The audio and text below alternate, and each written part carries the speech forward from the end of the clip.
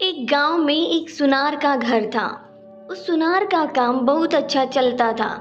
काम बढ़ाने के उद्देश्य से उसने एक दिन बहुत सारा सोना मंगवाया। इस बात का पता जब गांव में रात को पहरा देने वाले पहरेदार को चला तो उसके मन में लालच आ गया। जैसे ही रात हुई वह पहरेदार उस सुनार के घर में घुसा और उसे मार दिया। सुनार को मारने के बाद वह जैसे ही बाहर निकला तभी उसे सुनार के एक पड़ोसी ने देख लिया।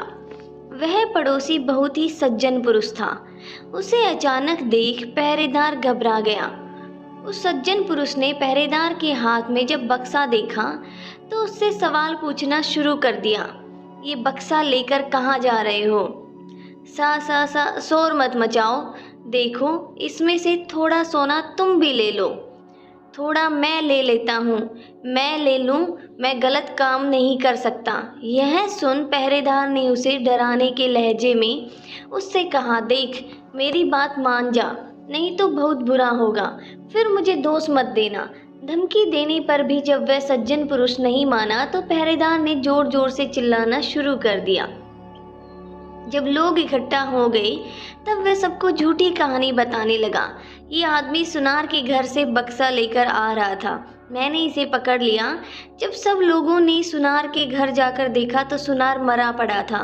पुलिस को बुलाया गया। पुलिस उस निर्दोष व्यक्ति को सुनार के कत्ल के इल्जाम में पकड़कर ले गई। मामला कोर्ट पहुंचा।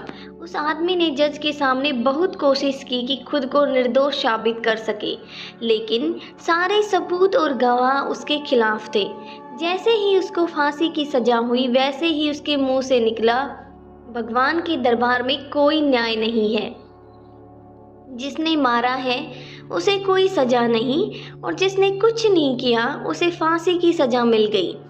जज को उनके इन शब्दों से लगा कहीं उन्होंने फैसले में कोई गलती तो नहीं कर दी। जज ने सच का पता लगाने के लिए एक योजना बनाई। अगली सुबह एक आदमी रोता रोता जज के पास आया और बोला, सरकार, हमारे भाई की हत्या हो गई, इसकी जांच होनी चाहिए। उस समय जज ने फांसी की सजा मिले व्यक्ति और उस पहरेदार को उस मरे हुए व्यक्ति की लाश उठाकर लाने को कहा।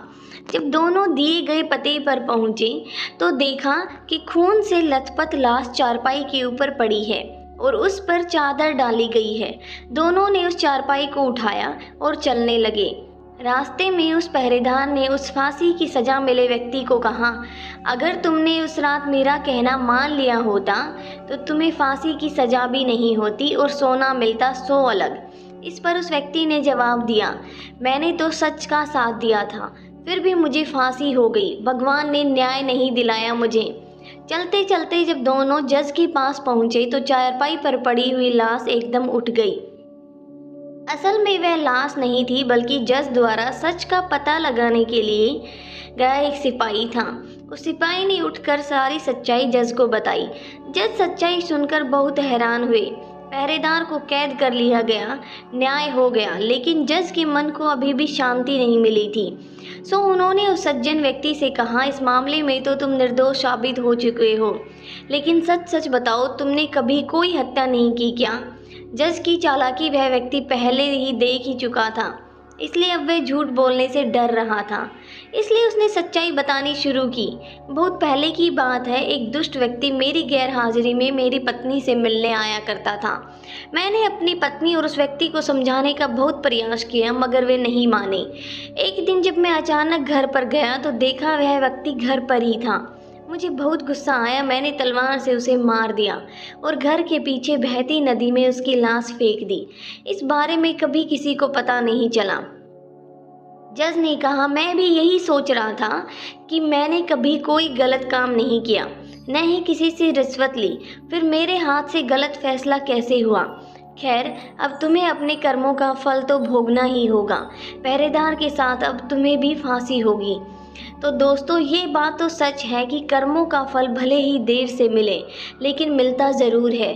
फल कैसा होगा यह इस बात पर निर्भर करता है कि आपके कर्म कैसे हैं।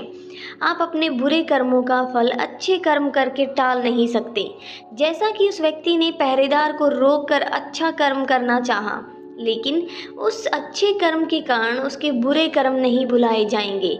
इसलिए उसे अपने बुरे कर्मों की सज़ा मिली, भले ही देर से मिली लेकिन मिली। ये थी आज की कहानी। अगर कहानी अच्छी लगी हो तो वीडियो को लाइक कीजिएगा। चैनल पे नए हैं तो चैनल को सब्सक्राइब जरूर कीजिएगा।